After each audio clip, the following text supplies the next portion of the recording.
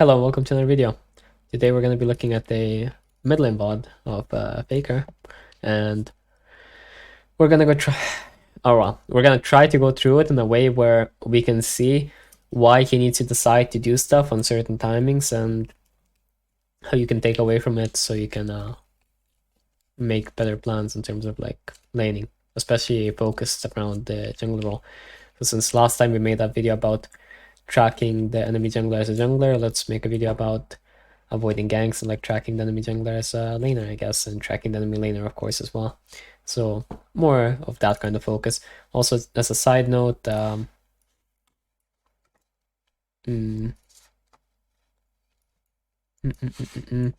Discord still has the thing where you can get free coaching. So if you want that, then you can like join my Discord and ask for that. Otherwise, the sessions are on Patreon as well, but whatever. Okay, so let's get into it. So we have a matchup like Akali, so our goal as Syndra is to abuse her, right? The problem is she will have second wind and Doran shield, so if we ever do like one auto attack poke, it's usually gonna end up being like pretty much 0 damage, right? I mean, if she's full HP, it's some damage, but if she goes like below half HP, then pretty much we're gonna be doing negligible damage with one auto attack type of poke, so we're gonna have to do like auto Q or whatever else to actually poke when she's below half, and just like doing a Q or an auto attack will usually not be too worth it. In terms of jungler, we can get ganked level 3, level 4, so we're gonna be thinking about that. Good things to know as a laner about jungle mainly are just where did they start, what kind of paths they do, right? So the basic paths that they usually do, and then something like slight timings, right? So when do they finish tree camp, right? So a lot of champs finish tree camp at like 2:30 or something, so you can expect a gank around this timing. And when do they finish like level 4? So a 6 camp, right? 5, 6 camp. It's usually around 3:15, so you can expect that timing on a gank around somewhere after 3:15. This can vary a little bit depending on what camps they skip and what kind of clear they do and what kind of champ they play. For example, Cortis is going to finish his 6 camp clear at like 2:55, while something like Kha'Zix might finish his clear at 3:20 if he does 6 camps. So okay.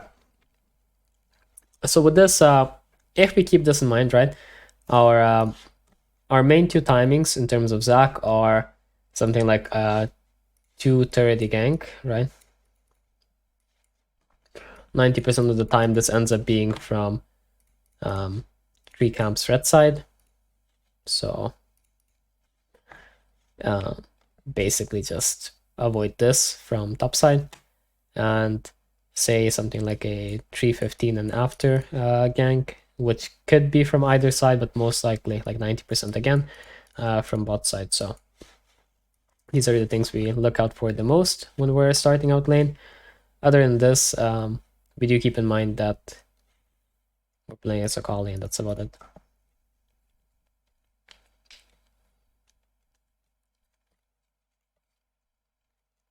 I think it's gonna Q to leash the camp. Release in. It helps him a decent amount actually, kinda.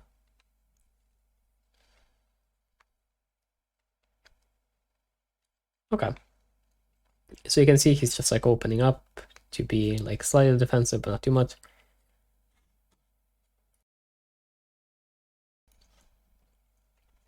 Okay. So you can see one auto attack, one Q, like pretty nice damage right now. Mostly because Akali is still high HP, so those things don't heal too much. Sadly, he has Scorch as well, which will make it so she ends up healing even more at some points, but it's fine.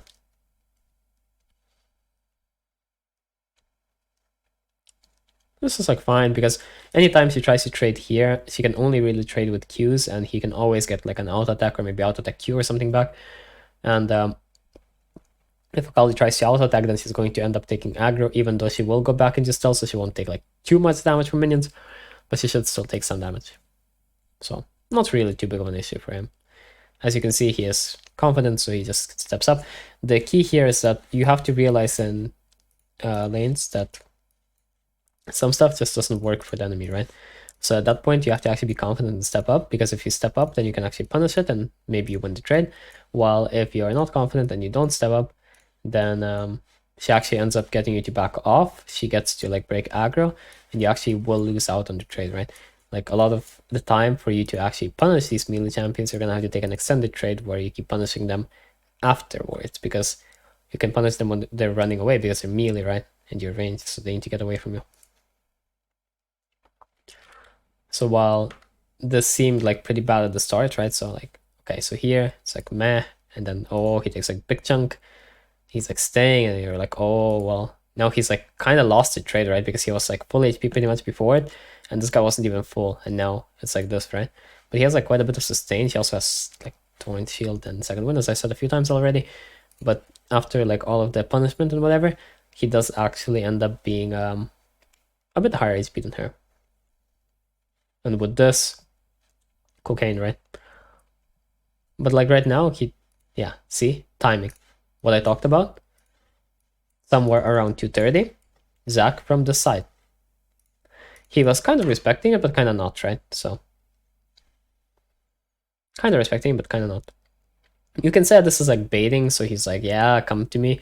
Like, this is a position you would take if you're trying to bait the enemy jungler to come, and maybe your jungler is there or something, and you like counter it, because like if Lee Sin is here, right, then sorry, and this is like a disaster gank, because the moment when this guy steps up, Lee Sin Q like flies out, and if this isn't like Korean Challenger, then Lee Sin Q just hits and this guy just dies. In Korean Challenger, okay, maybe this guy like reacts, who knows, but just disaster, right, for enemy. But he stayed here despite his Lee Sin not being here, so he has to insta flash, and if he didn't like flash this in time, it would have been a bit wonkas.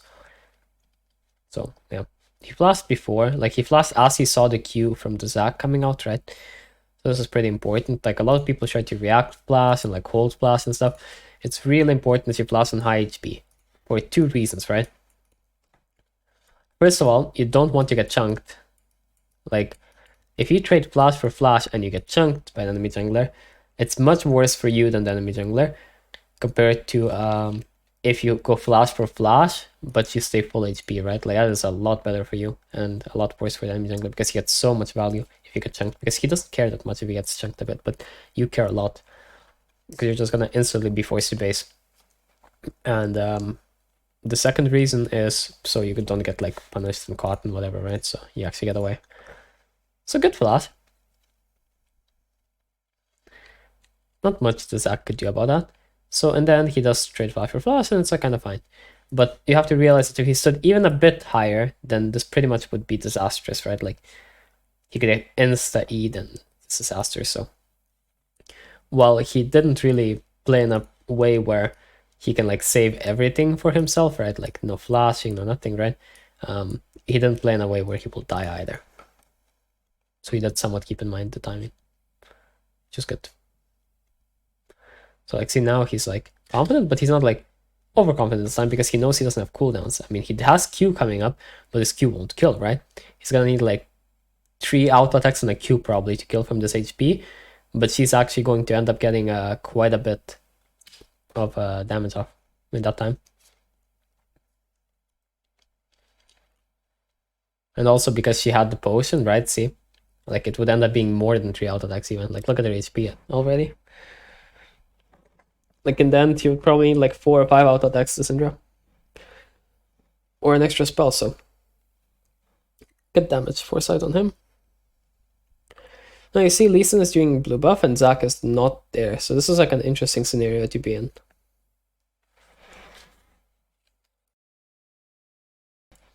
Yeah, this is why. See, when Lee Sin does this, right? He sees the Zac. Okay, cool. You see the Zac, and then the Zac walks away. Okay.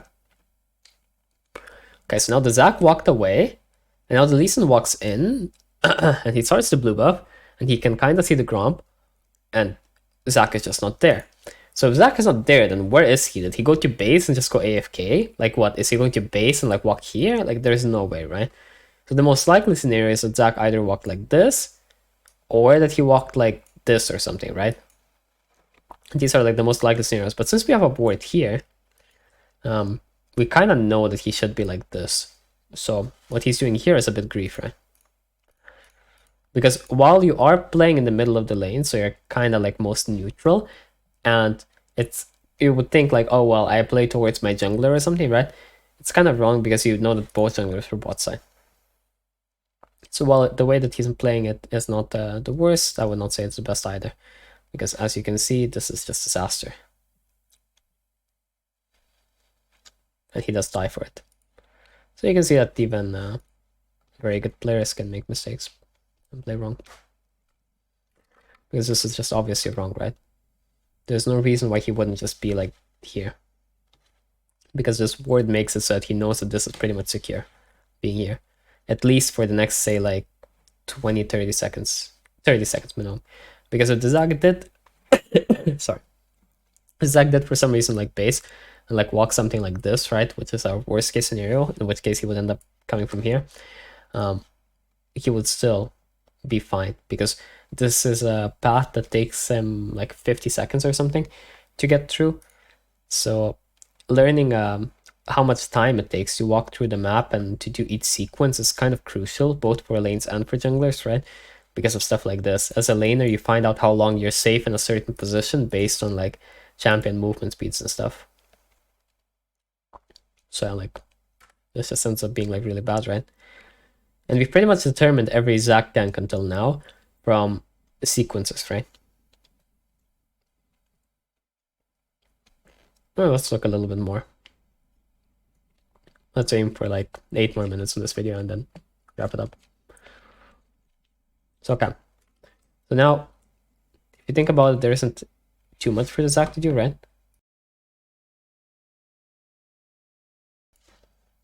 He kind of wants to get his money done with. And you see that Lee Sin did is doing the topside scuttle. So you're pretty sure that Zac isn't base at this point. Because there just isn't anything for Zac to do. There's no way Zac is doing Lee Sin's blue side jungle behind him. Like, that would be really ill. So, what is it? Did Zac like base already or did he not? He didn't.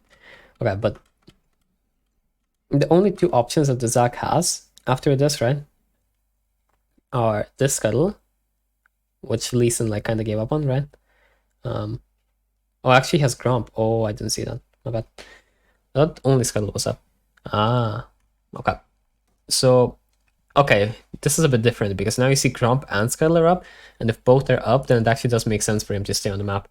But the reason I thought otherwise is because usually as your team vision, you would see this campus up because you didn't have vision on them taking it. But because of replay, well, because this was taken in replay, this camp ended up disappearing, see? So I thought that this camp was never up, and I thought it was only Scuttle. And if it was only Scuttle, you would assume that that guy would do the Scuttle and end up like basing or something. But yeah. Either way though, the way he's playing in the lane is like bad again. Not even from results, but basically just conceptually completely. Because even if the Zac is basing, like it's more likely for him to go bot side. Or top lane. Like, okay, he would either go like straight to top lane or straight to bot side in my opinion. But okay, I mean, you can also say no, that's not true. If you disagree with that, that's fine. But either way, your jungler is topside, so playing towards topside should still be safer than playing towards on a certain side. Okay. Whatever that is, our lane is kind of like okay now, it's like kind of frozen. Or well, our lane itself is like pretty bad because we're pretty behind, but the lane state itself is like not too bad. We can at least farm. So now Zac is getting, or well, he has a Crook camp up and he is getting his wolves up. So we can be kind of sure that Zac will either try to gank us like on this wave if we step up, or he will try to gank us after it. So we don't want to step up too far, right? We want to just stay like in this pocket. Because the most likely scenario is that Zac is like somewhere here and tries to gank us. And the second most likely scenario is that he just ganks us later a bit. But either way, just playing like more towards here is going to be beneficial.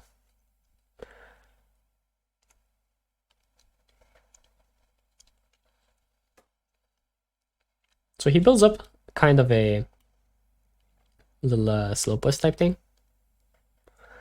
It's gonna end up being a slow push. It wasn't a slow push yet, but it's gonna end up being, because the wave is more on his side and he can do whatever he wants with it. So slowly it'll end up pushing. Most likely he's going to let this wave be, and then next wave he probably just tries to kill. Because, okay, interesting. Because after this, what just happened, right? So after what just happened, it's really likely he will get ganked by Zach if he tries to walk up past something like this line. So he needs to stay behind this line, so he needs to pretty much just kill this wave. And since Akali doesn't have any spells, it's kind of doable. Zach shows bot lane though, so I don't know if he showed before already, but yeah. So now the situation changes, right? So since the Zach showed bot lane, we noticed that, we can say, okay, so now we can actually slow push and build up more waves. This is beneficial because we can actually poke out the Akali more. The issue is only that she can ult us still. So while she does do a lot of damage with her ult and stuff, he doesn't really have damage items or ignite. So as long as we play like properly, it shouldn't be too bad. Okay. So he is slowly building up a push, but Akali is Halo, of course, in Korea, so she has some testing and trading some HP to like manage the wave and stuff, so yeah. Now, our issue at this current point in time is that pretty much guaranteed the fact that Zach knows that we have no flash, and or wait, we have flash again. Never mind. That Zach knows that, I mean, even with flash, we're a bit fucked, right? I mean, he has flash as well, so you can just trade flash for flash again. What drugs am I on? Why do I think we don't have flash? Did we just get it? When did we get it? Oh yeah, here. Ah, okay, that's what I thought. Oh, I forgot. Okay, that makes sense. But yeah, it's pretty much guaranteed that he knows that this is not the nice spot to be in. But you can see he's playing pretty far back, and he's kind of playing towards bot side, but not too much, right? So you have to keep in mind that he can still get ganked from like this spot, right? So this is an issue why he doesn't play like here or something. Well, it's more likely that he does get ganked from this side, but pretty problematic. Now he knows that Zach is not on this side, so he can actually walk up anywhere here, right? The pocket's kind of changed because of his teammates being there. And being here is not too bad because his teammates are there. But yeah, he needs to crash, crashes, chilling, right? And then he can actually punish a bit. That's pretty good damage as well. Now again, just hug bot side, because otherwise you can get fucked. Breaker recall, good. But you see, this is like a bait by her, because when she's doing this, I mean, people do this a lot anyway, right? So you can't really know it's completely bait, right? But she is trying to get your spells out, for sure. So when she gets your spells out, you have to be like a bit worried, right? Is Zach gonna come, or is she just getting her spells out so she can play, right? Just annoying me, or what's going on? So when you do use your spells, right, you do have to keep in mind the fact that you could still get ganked, right? Like it could be a gank setup, and whenever it is a gank setup, it's pretty much always going to be better for you to play like towards like this, right? Rather than playing here. Zach is a pretty annoying champ to play against though. In mid lane, so can't blame him too much. He's not respecting it completely properly, but he's not like completely disrespecting it either. He could do a lot worse, but could also be 0 deaths right now. Like if he respected the Zach completely, he could for sure be 0 deaths. Which we've also kind of demonstrated because we already knew what was gonna happen, kind of. So now, okay. Now we don't have flash again, and okay, we see Zac. So the only worry right now is just getting all in by Kali, right? So you can use your spells as you want, but whenever your spells are down, you need to be like a bit careful, right? Right now, this is kind of a bit meh, because we use this Q, which is a bit hopeful, right? And when we use this Q, it's kind of like, okay, well, we don't have the damage to kill her anymore, so she actually has like outplay ways, you know? If she hits E and stuff. So this could have been like really disastrous for him. But it ends up being fine. Especially since Blitzcrank comes. But it could have been pretty bad. If Akali actually completely commits to it, she hits her E and stuff, and everything in between, then it could be not good. Especially if you miss like on one more spell or something.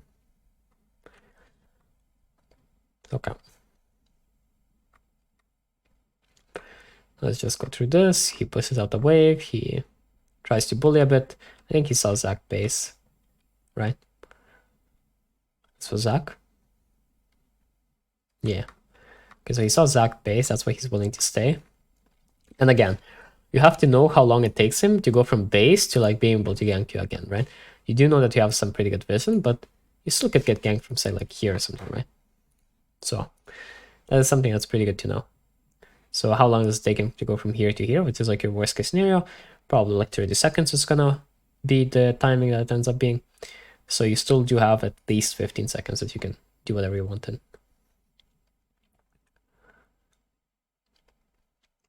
So now in the middle of this wave, it's gonna be Monka S again, right?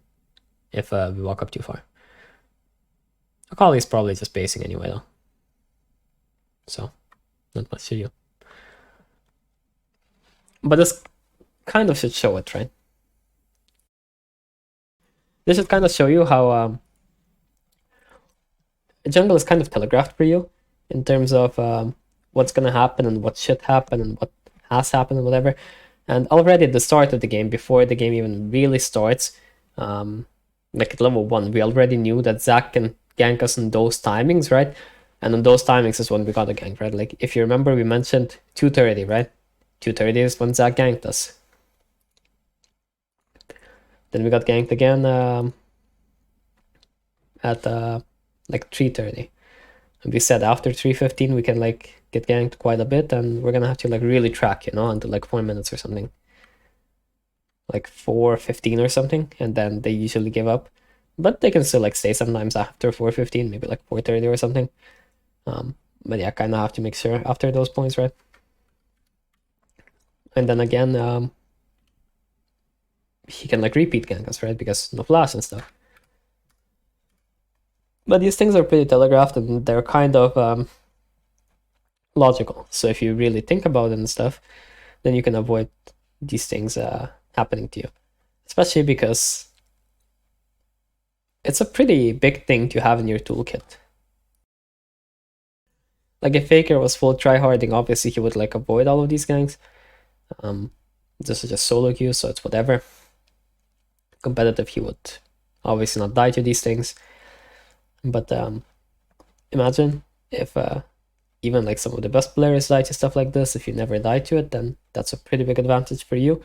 And it's going to be something that's a lot easier to do and a lot easier to reproduce than it is to, say, play every fight like pixel perfect, get every single CS ever, like space everything perfectly, and so on and so forth, right? So yeah, I hope this kind of illustrated a bit of a different light in laning for you. And if you enjoyed the video, then like and subscribe, and I'll see you next time. Peace.